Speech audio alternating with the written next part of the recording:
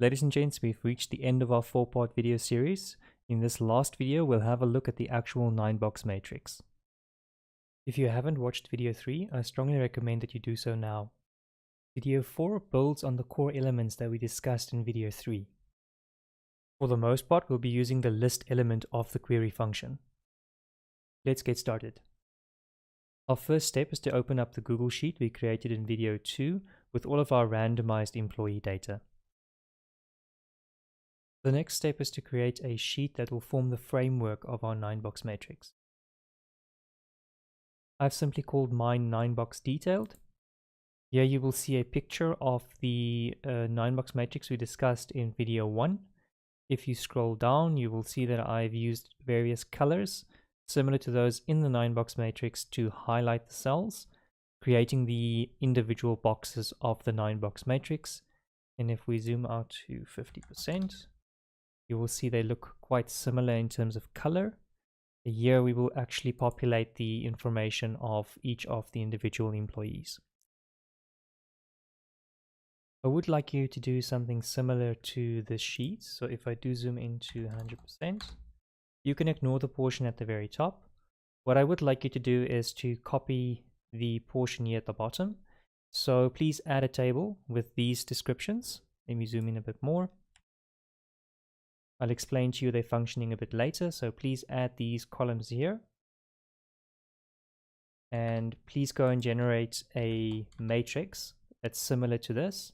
We have 1, 2, 3, 4, 5, 6, 7, 8, 9 columns.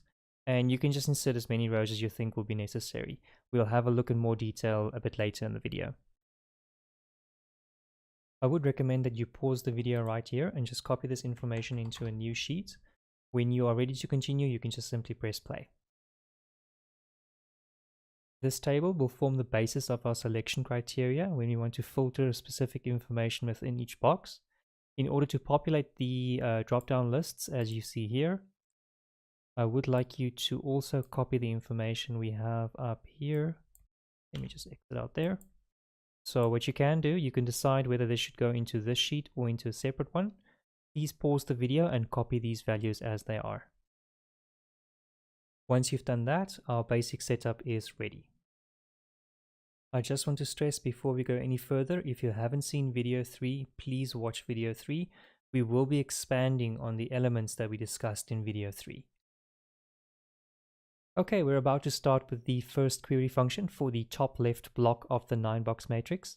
If at any stage you do get stuck, please feel free to leave a comment in the comment section below or to reach out to us via email.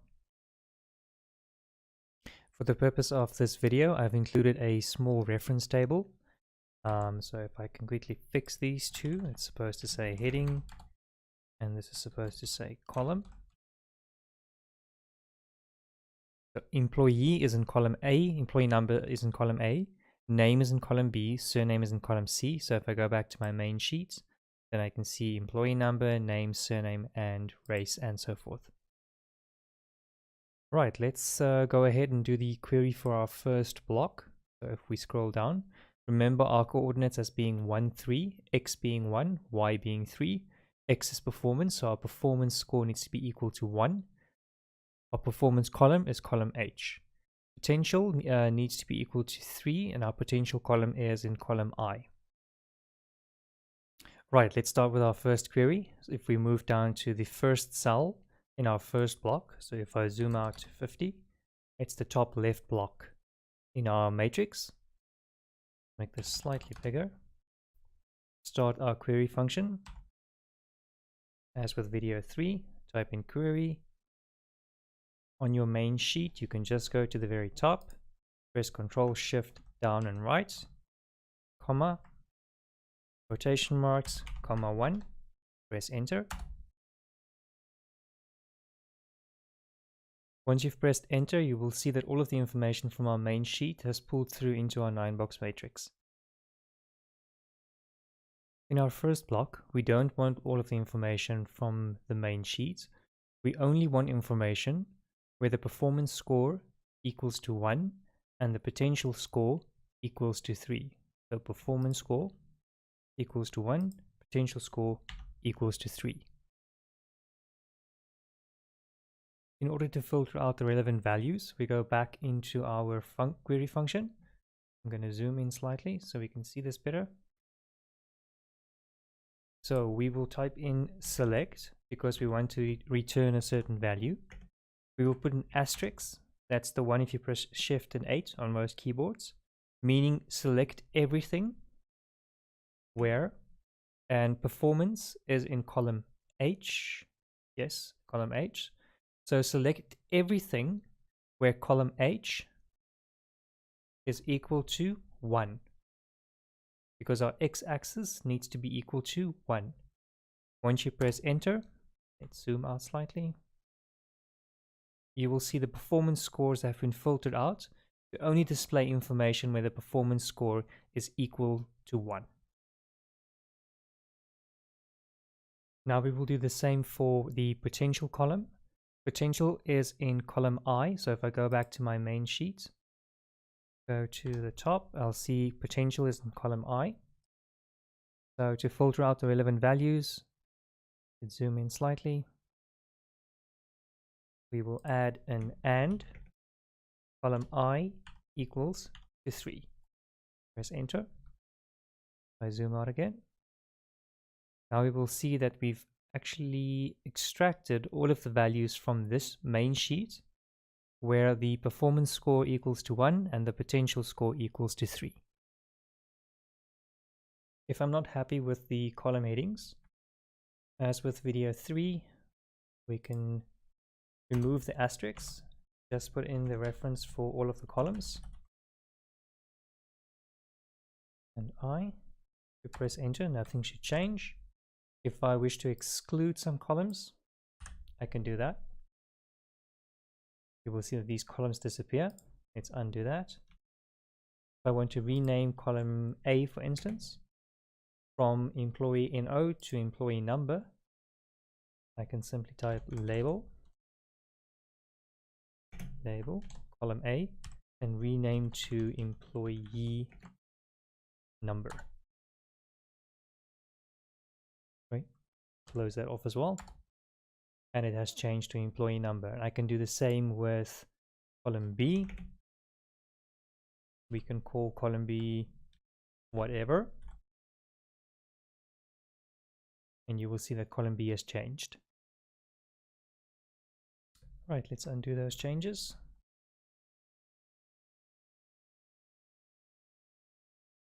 Here we go.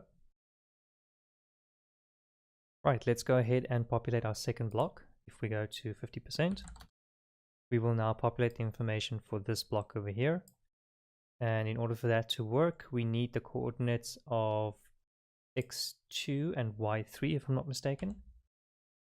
Let's have a look. So our performance score, x, needs to be equal to 2, and our potential score needs to be equal to 3. So it's h2, i3. Let's move it over here. So it's going to be h2, i3. Okay, let's move back to the first cell in this block. Type in our function. It is query. Go back and select our data. Control Shift down and right, comma, 1. Close off the formula. Once again, it should pull through all of the information from our first sheet, but we only want the information where performance is equal to 2 and potential equals 3. In order to achieve this, type in select everything, once again, where H, it's our performance score, equals 2, and I equals 3. Press enter. If we go back to our main sheet and apply the same filter, so go to our main sheet, data, go, performance score equals to 2, and a potential score equaling 3.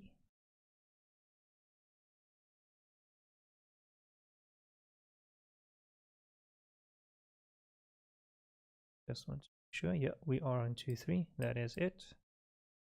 So if we apply the same filter, we should see exactly the same names. So we have Clifton, we have Burl, we have Tony. If we were to change any of these values, changing this from 2 to 1, and we go back here, we will see that Clifton has automatically been removed and he would have been added in this section. There you can see he's moved. This is one of the benefits of the query function. You don't have to refresh your data, as the query function automatically refreshes your data once the data has changed. Let's move on to our next block. We're going to move one block down to this box in the 9-box matrix. For this, we want our performance score to be equal to 1, so H equal to 1, and our potential score equal to 2, meaning I equals to 2. Okay, for our next block, we are going to focus on the block over here. Our performance score needs to be equal to 1, and our potential score equal to 2. So we will move down one block. Here I've added the indicators of 1 and 2. We use the same query function. Back to our main sheet. Select our data. And close the formula. All of the information should pull through. I go back into the section. I type in select parentheses, asterisk, where H equals to 1 and I equals to 2. And there we have it. Performance equals to 1, potential equal to 2, and we want the 1, 2 coordinates. What I would like you to do at this point is to pause the video, go and complete the other blocks. Once you are ready, unpause the video and we can continue to the next section. Okay, depending on the level of randomization in your main sheet, yours will most likely look different to mine. But you should have information at least in every block within the 9-box matrix. If we take a closer look, give it a second to zoom, on about 100, your scores should look something like this. So in the first block, it should be 1-3, second block 2-3, third block 3-3. If we go down, it should be 3-2, 2-2, 1-2, down even further, 1-1, 2-1, and 3-1. Just a small technicality in terms of what we've done so far. If we look at the score of the first block, technically the score is from 0 to 1,99 on the x-axis, meaning it can go from 0 to 1,99, and a maximum score on the y-axis of 3. But we've only made provision for a score equal to 1. In order not to complicate this video too much, we are going to work with whole numbers only. If you would like to know how to make provision for these numbers, you're more than welcome to reach out in the comment section below. As a final step in this video, we would like to apply filters to all of the boxes within the 9-box matrix by making use of this drop-down box over here. We would like to be able to filter via race, gender, occupation, and department. In order to do this, we are going to create drop-down menus for each of these elements, as I've already done for race and for gender.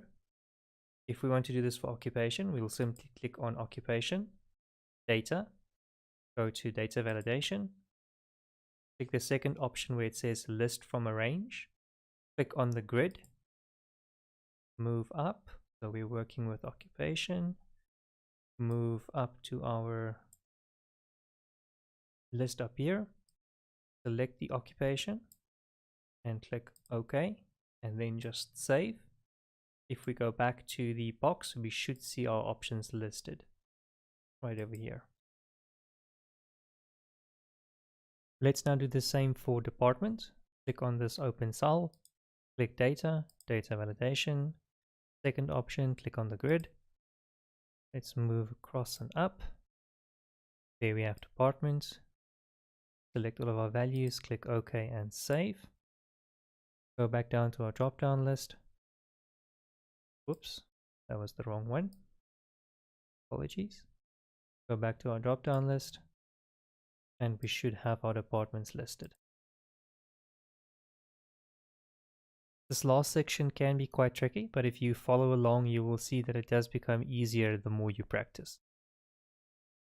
If we look at our formula in our first cell over here, we have hard-coded these values. So we have to go and physically change them by hand in order for these values to update. If we want to leave this to someone else to update, but not through hard coding, through a filter, we have to include reference to where this value will be. In order to reference a cell within the query function, we will do it as follows. Instead of having h equals to 1, we will have 2 quotation marks, an and sign, another and sign, and between the two and signs, we will reference the cell. In this case, it'll be H27, so we'll click on H27 and press enter. And you will see that everything should stay the same. If I now go and update the value of cell H27 to 2, our values at the bottom will change accordingly. If I update to 3, they will update accordingly. This functionality allows us to build interactive dashboards for users who haven't got the experience with either Excel or Google Sheets functions or any form of programming knowledge. If we want to reference a cell that contains text, we will reference the cell in a similar manner, but we will wrap the text itself into inverted commas. If our cell contains numerical values, we do not need to use inverted commas. In order to reference a cell that contains a text value, so in this case we want to select in column B where someone's name is called Jesse. So our cell reference will be H29 over here that contains the word or the name Jesse. In our formula, if we have a look, so we have indicated, please select all of the values, A, B, C, D, all the way through to I, which is our column headings, where B equals, now if this was a numerical value, all you had to do was this, as we did with the previous example. It would be quotation, quotation, and then reference the cell. But in this case, we'll get a reference error because the cell is not wrapped in inverted commas. So before the first quotation mark, put an inverted comma, and after the last quotation mark, and make sure to remove these at the back. And we should add another quotation mark at the end.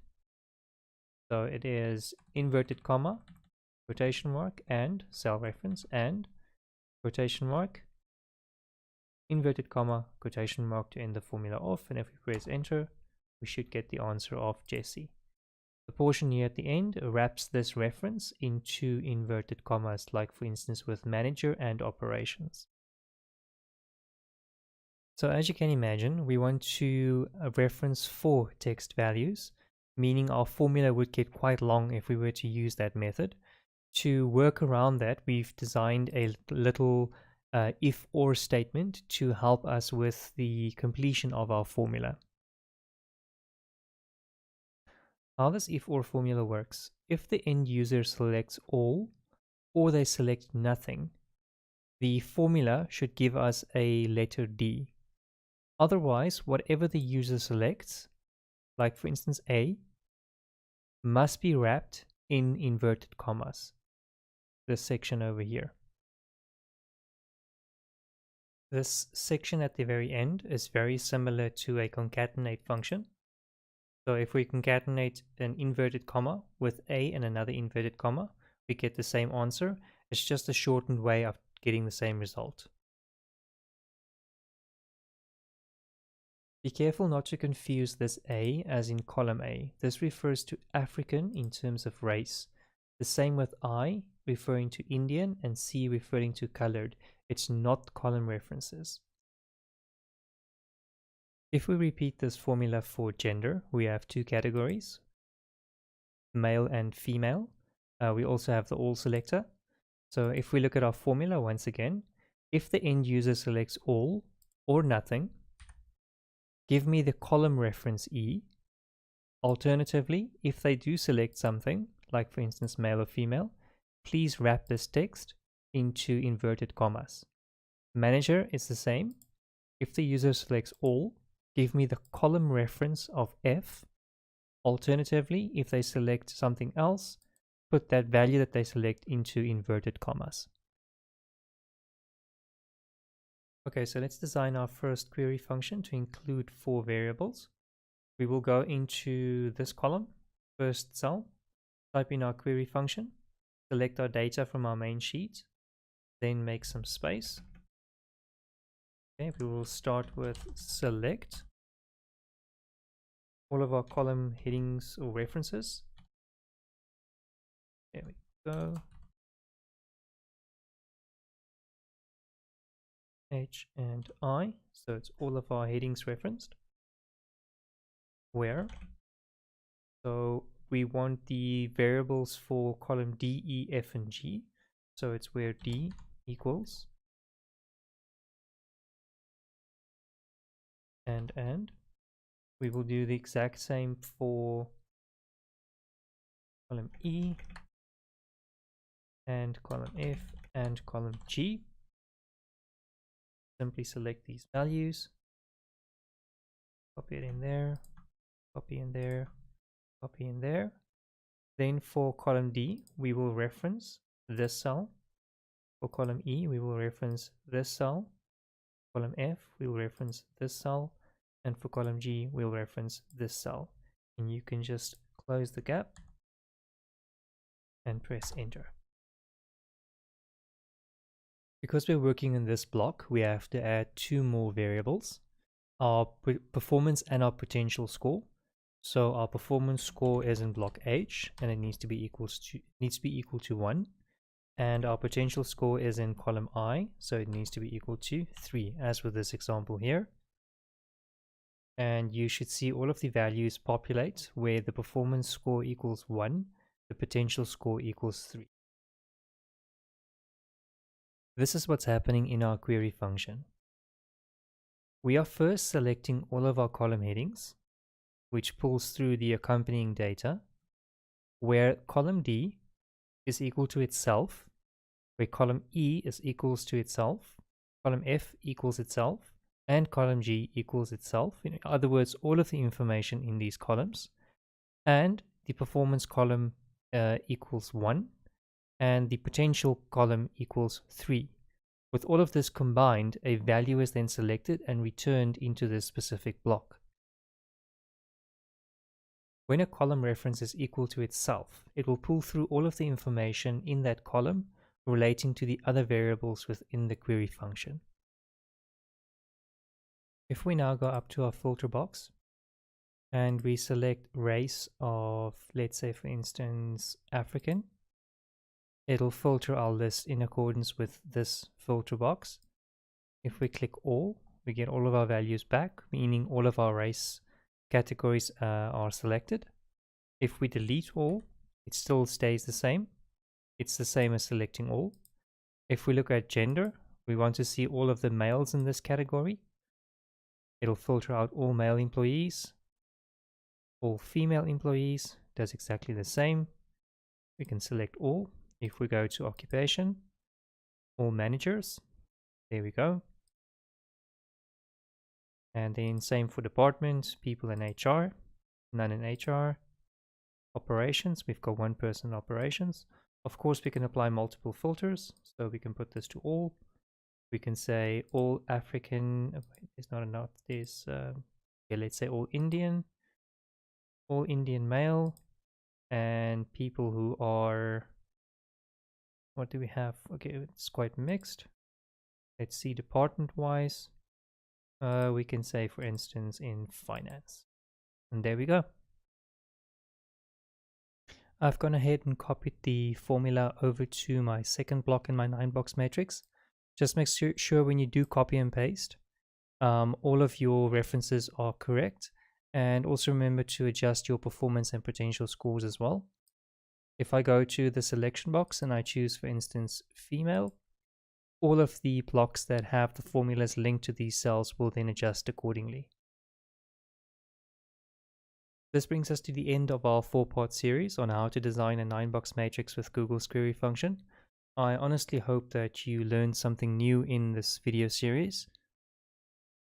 And please stay tuned for future videos where we will look at Google's app script in Google Sheets to help us automate some of these functions that we had to do manually today.